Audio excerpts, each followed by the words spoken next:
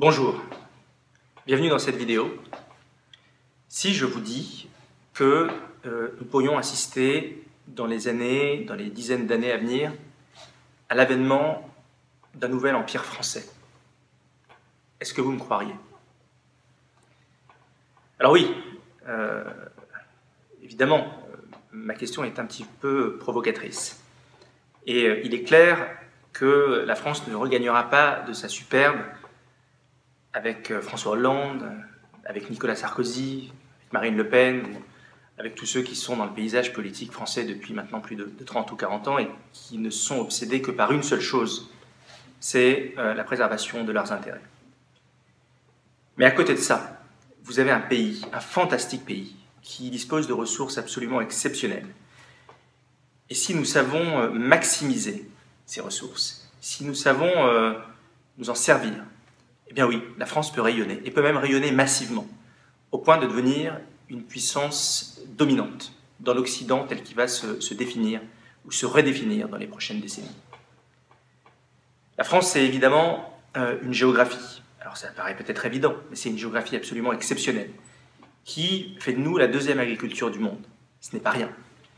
La France, c'est la deuxième puissance maritime du monde. Nous sommes présents sur toutes les mers.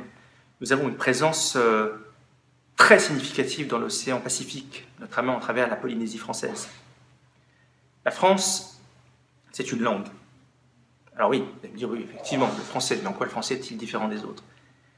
Il y a une clé derrière ça, elle s'appelle l'Afrique. Avec l'Afrique, dans moins de 50 ans, la France, ou le français, sera parlé par 1 milliard d'êtres humains. 1 milliard d'êtres humains. Alors ce n'est pas qu'un fait culturel, c'est également potentiellement un fait diplomatique majeur.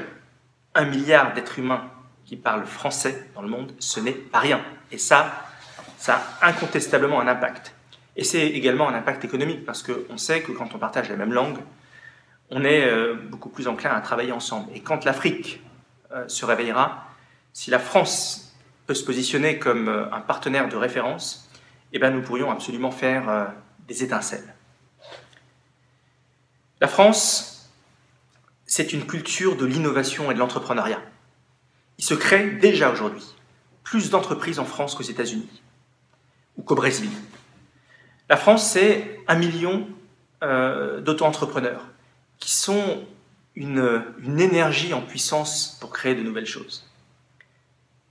Mais là où les choses ne vont pas bien, et c'est là où nous devons intervenir sur le terrain politique, c'est qu'en France, vous avez un nombre de rigidités et de conservatisme qui sont absolument gigantesques. Et ces rigidités, si nous voulons donner la possibilité au génie français de s'exprimer et de rayonner, eh bien ces conservatismes, il faut les faire sauter. Alors ça passe par plus de libéralisme, j'ose le mot. Ça veut dire laisser les entreprises travailler, laisser les entrepreneurs entreprendre. L'entreprise est le terreau de l'innovation, de la prise de risque et de la créativité. Appuyons-nous sur elle et sur ce fantastique vivier créatif que nous avons en France pour faire de grandes choses et pour saisir les possibilités qui nous sont offertes par cette fantastique révolution technologique qui est probablement la première du genre dans l'histoire de l'humanité. Simplifions les choses, jetons le code du travail et le code général des impôts à la poubelle et créons-en de nouveaux.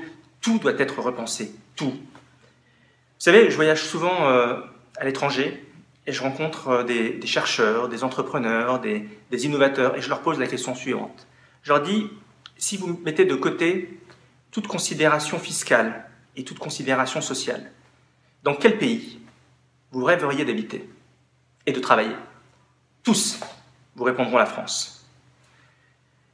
C'est une chance absolument exceptionnelle. J'en ai assez de voir tous ces Français de talent s'expatrier à Londres, ou aux États-Unis, ou au Canada, ou en Suisse. Je veux au contraire que le chercheur suisse, que l'entrepreneur luxembourgeois décide de venir en France, parce que la France est un terrain de jeu, est un lieu de vie absolument exceptionnel. Voilà tout l'enjeu politique de ces 5 à 10 prochaines années. Nous avons la possibilité de saisir la balle au bond et de transformer le pays, nécessairement en des temps très courts. Nous n'avons pas 20 ou 30 ans devant nous. Ça va se jouer maintenant. Et si nous y parvenons, eh bien la France peut repartir sur 50 ans de prospérité. La France, en même temps, doit se réconcilier avec son histoire, avec ses racines, avec son identité. Parce que si tu veux aller loin, il faut d'abord se retourner et voir d'où tu viens. Et ça, c'est un principe absolument fondamental. Et enfin, pour mener à bien ce projet absolument galvanisant et fantastique, eh bien, il faut être capable de faire une révolution démocratique. Parce que notre système démocratique est aujourd'hui sclérosé par des personnes, par une caste qui a fait de la politique un métier. Or, la politique, c'est d'abord un engagement. Elle nécessite de la fraîcheur, elle nécessite de comprendre le monde. Et parce que si vous voulez changer le monde, il faut commencer par le comprendre. Et ces gens-là qui regardent le pays à la jumelle ne comprennent plus le monde et ne comprennent plus la France. Et c'est pour ça que nous, la société civile, devons nous fédérer, pas dans 2 ans, pas dans 10 ans, maintenant, pour travailler sur une alternative patriote, une alternative innovante, une alternative ambitieuse, pour prendre le pouvoir en France et réécrire une page de l'histoire.